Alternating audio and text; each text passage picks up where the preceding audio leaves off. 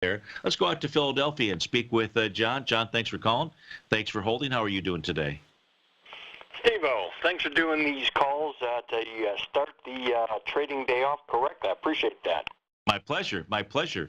And you want to take a look at silver. So why don't you share with us first how I can help you, what it is that you're looking at, and any other thoughts you'd care to share with the listening audience.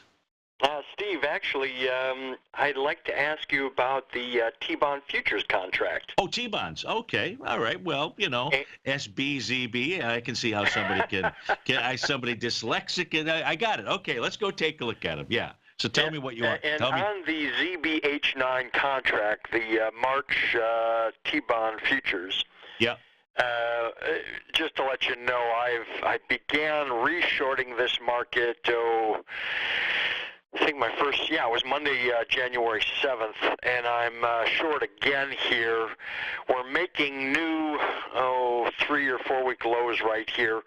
And my question is, on these T-bonds,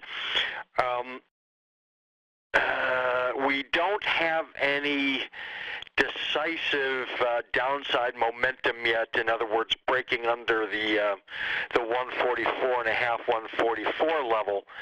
I wanted to ask, is there anything in your work that suggests a break of that support area is likely in the near future or not? That's my question, please.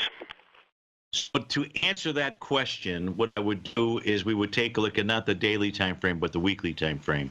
And looking at the weekly time frame, one of the things that we would note is when bonds spiked to their highest high during the week of January 4th, if we take a look at that Tommy DeMark's system out here, just the power of 9 system, that was bar number 8.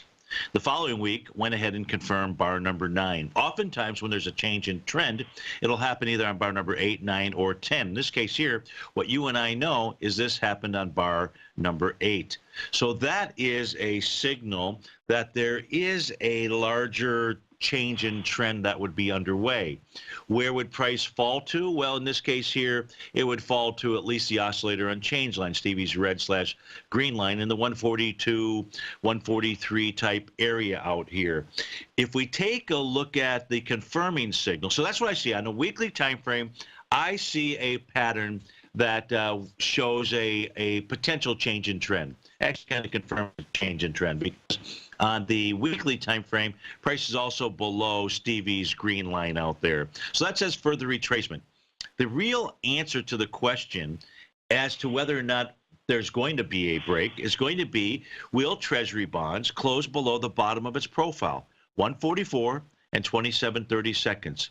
John, as you look at this chart, you will notice that price has not closed below the bottom of a profile since about October 31st, 2018. If price closes below that level, then I say short away because support will have fallen. And you'll have a message from the daily as well as a message from the weekly that says you're on the right path. That's how Stevie sees it. Hey, that's very clear, and I got it. Thank you, Steve. I appreciate that. You bet. Thanks so much for the call. That was John in Philadelphia.